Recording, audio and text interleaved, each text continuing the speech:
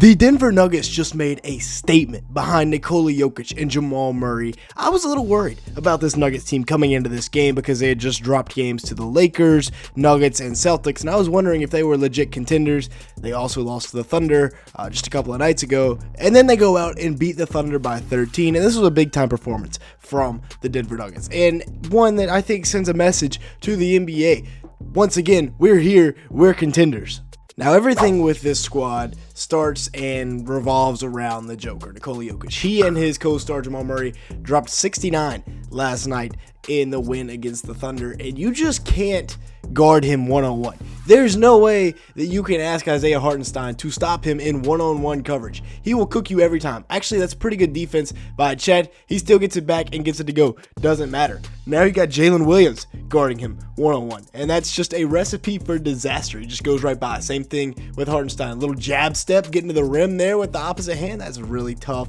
And then you get a one-on-one. You get a small on big ball screen, and he just goes right downhill and finishes with a little floater. He's got such elite touch, and then he'll even step out and knock down the mid-range jumper on you, while like Caruso, there's not a thing you can do about this shot because he shoots it from behind his head.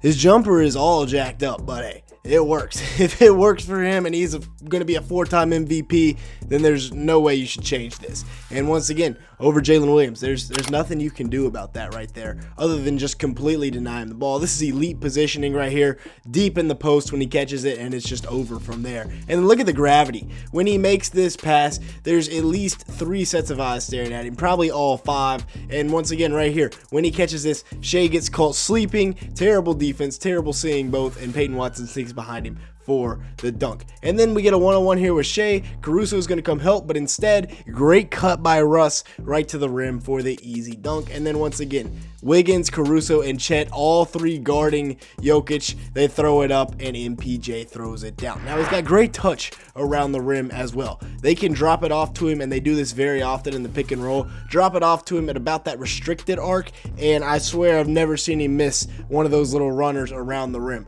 And it doesn't seem like a hard shot to contest, but he just doesn't miss it. And this is a great play right here by Russ. Great cut. They work the pick and roll with Jamal, drops it off. Casey Wallace steps up. Russ cuts back door. Hartenstein rotates down and then just drops it right off to the Joker. And then, like I said, I don't think I've ever seen him miss one of these little floaters around the rim. He had 35 points, 18 rebounds, 8 assists, a block in 40 minutes last night while beating the best team in the league and the team that's supposed to have the best interior defense in the league, other than maybe like the Cavs or the Mavs when the Mavs are healthy. He went 15 for 20 against. This man's averaging 29, 13, and 10.5 to go with almost 2 steals in 36 minutes per game while shooting 58% from the field and 43% from 3-on-5 attempts. This is the MVP. I don't care what you say. And he just proved it last night. He can also step out and hit the 3-ball. And then his co-star, Jamal Murray, was finally hooping. When he gets help, they can beat the best team in the league on the Thunder's court, and they did it without Aaron Gordon, who's a starter, and Strawther, who is a key reserve. Now, Jamal Murray, when he gets downhill, he's very good. I think he's at his best when he's shot making, but when he gets to the rim and can finish, that really opens up the rest of his game for him. Working off the pick and roll right here, horrible defense by Jalen Williams, and then he just floats it up over Chet Holmgren, and then right here in transition, gets the pass from Jalen Pickett, goes to the other side, uses the rim to shield him from the defender, and gets it to go. But, like I said, he is a great shot maker, and that's where he's at his best. Little 1-foot fade away from the free throw line, now pulling up from beyond the arc. He's really tough to stop when he gets going. Like when he is on a heater, he's Steph Curry levels of knocking it down from beyond the arc. Just ask the Lakers in the playoffs. Then Chet Holmgren, may I have this dance? Step back jumper is good. Now he's supposed to be in the torture chamber right here.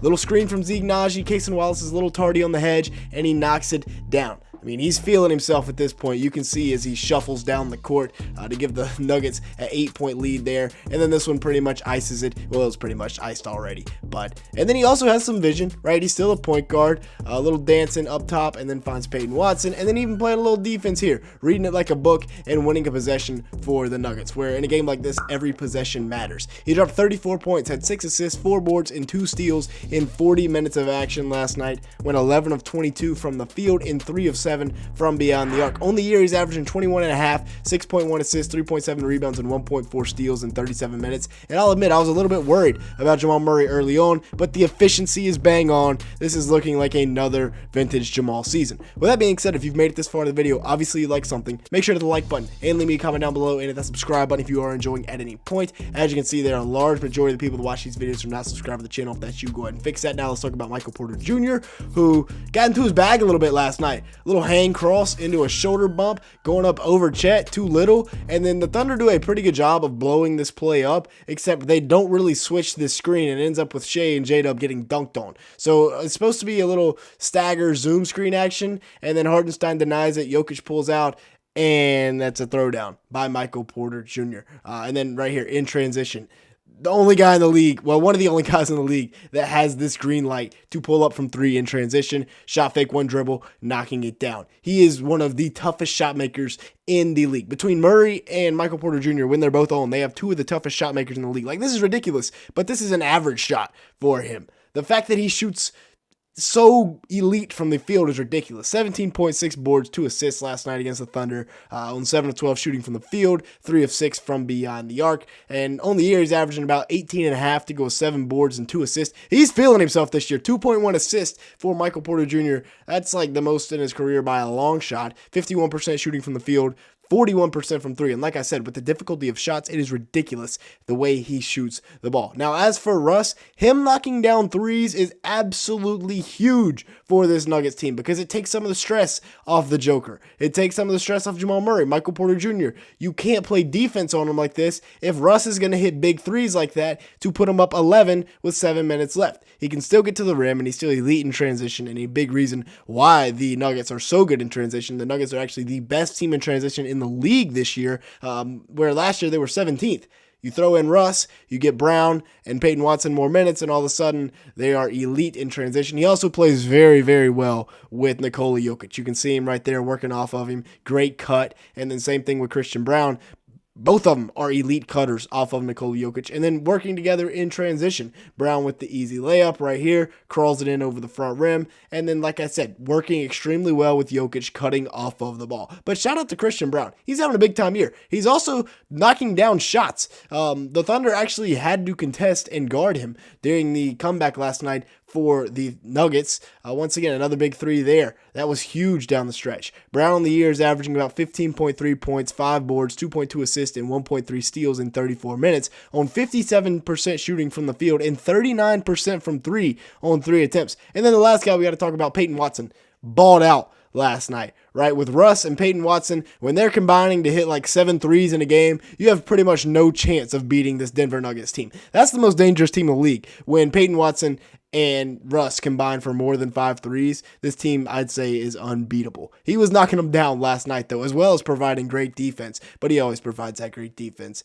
Knocking down corner threes, knocking down wing threes. He's pretty good down there in the corner. He shoots at like 46% from the corner pocket, and he showed it off last night. He was knocking them down. I mean, 3 from the same spot, back to back to back over Shea, and that was a big one to push it to a 14-point lead down the stretch with like 7 minutes left in the game. The entire team got hot down the stretch. Watson had 16 to go with 2 blocks on 6 of 7 shooting from the field and was 4 of 4 from beyond the arc. Great little backdoor play right there, getting behind Shea, who gets caught sleeping. He's averaging 8, 3.6, 2.3, and 1.2 on the year in 24 minutes on 37% shooting from beyond the arc, 49% from the field, So it's been a pretty good year for Payton Watson. With that being said, though, that's going to be it for today's video. Thanks so much for watching. Make sure to hit the like button. Leave me a comment down below and hit that subscribe button. We're looking for about 300 likes on today's video. And with that being said, thanks so much for watching.